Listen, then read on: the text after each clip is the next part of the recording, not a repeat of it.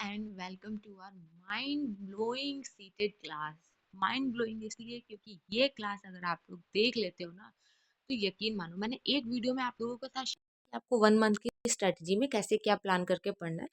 और उसी वीडियो में मैंने आपको कुछ वर्ड्स बताए हैं, जैसे कि जो वर्ड्स पॉजिटिव हैं, जो वर्ड्स नेगेटिव हैं, वो सारे वर्ड्स मैंने आप लोगों के साथ डिस्कस किए हैं उस वीडियो में। All right. और मैंने वहाँ पे आप लोगों को ये भी बताया है कि आप पर्टिकुलर सब्जेक्ट में कितना स्कोर करते हैं कि आप सेफ स्कोर को आराम से क्रॉस कर लेते हैं। तो ये मान के चलो, मतलब आप एक पता है जनरल आइडिया ले लो। जनरल आइडिया आप चाहे पहली बार दे रहे हो, चाहे आप 1-2 नंबर से रह जा रहे हो तब दे रहे हो। आप ये जनरल आइडिया ले लो कि 30 में से कम नहीं तो 10 क्वेश्चन ऐसे होंगे ना, जो आप वर्ड कैचिंग पार्ट से अपना एलिमिनेट करके सही आंसर पे पहुंच सकते हो।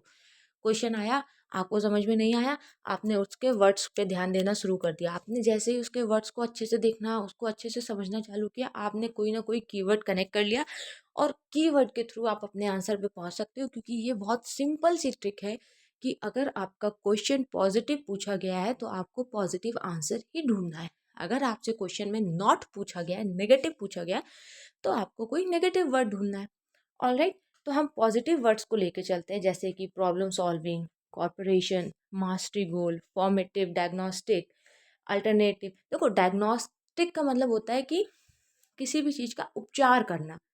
ठीक है। जैसे कि हम डॉक्टर के पास गए, डॉक्टर ने हमारी, अब हमें बीमारी क्या है हमें समझ नहीं आ रहा है, हम बस डॉक्टर से कह रहे हैं कि हमारा सिलेक्शन नहीं हो पा रहा है, हमें अच्छा अच्छा नहीं लग रहा है। अब डॉक्टर, भाई डॉक्टर तो अच्छा अच्छा नहीं लगने की दवा नहीं देगा ना। डॉक्टर तो डायग्नोस्ट करेगा। ठीक है। डॉक्टर क्या करेगा, डायलिसिस करेगा कि भाई एक्चुअली में से अच्छा अच्छा क्यों नहीं लग रहा है। तो बस पॉजिटिव वर्ड वही है, डायग्नोस्टिक। ठीक है, कि भाई क्यों ऐसा नहीं लग रहा है। समझ रहे हो ना। अल्टरनेटिव कॉन्सेप्शन, मिसकॉन्सेप्शन, नेव कॉन्सेप्शन। नेव कॉन्सेप्शन अपने आप में बहुत प्यारा वर्ड है। Process, spiral, intrinsic motivation. Intrinsic motivation हमेशा आपको आंतरिक रूप से सीखने को प्रेरित करती है। जैसे मैंने अभी तक 15 आई थिंक सीडीपी के क्लास ली है। हम लोगों ने 200 300 प्लस क्वेश्चन सॉल्व किए हैं।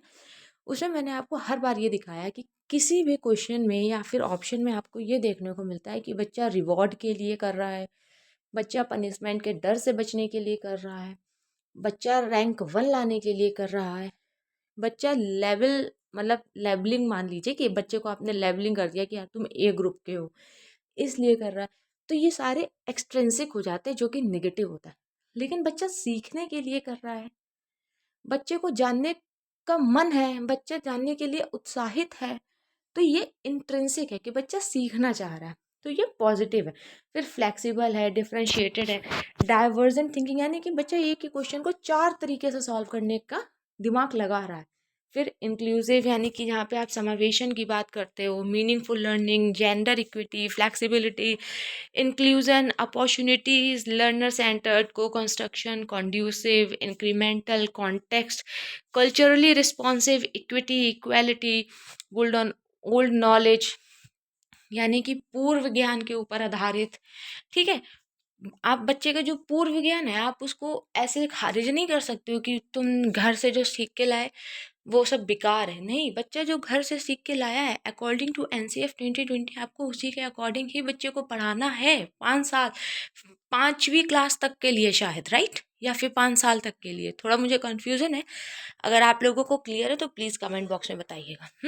बच्चा एक्टिव रहना चाहिए, बच्चा डिबेट या डिस्कशन में पार्टिसिपेट करेगा, बच्चा मतलब एक्टिव रहेगा, पैसिव नहीं रहेगा। यहाँ पे इनएक्टिव रखा है, यहाँ पे पैसिव भी लिख सकते थे नेगेटिव वर्ड में।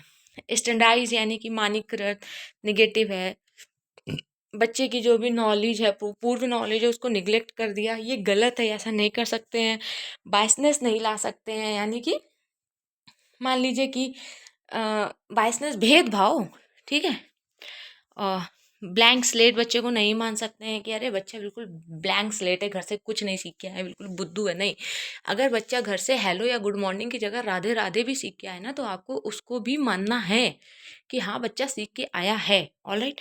सोशल एक्सक्लूजन है, जेंडर स्टेरियोटाइप है, रोट लर्निंग है, ओनली सेग्रेशन। सेग्रेशन का मतलब होता है पृथकीकरण करना, जो कि अपने आप में एक नेगेटिव वर्ड आ जाता है। फिर कन्वर्जेंट थिंकिंग, एक्सटेंसिव, मैंने अभी भी आप लोगों को समझाया। तो ये सारे वर्ड जो है वो अपने आप में नेगेटिव शब्द है, इन्हें हमें पूर्ण रूप से हटा देना है अगर हमारा क्वेश्चन पॉजिटिव है तो।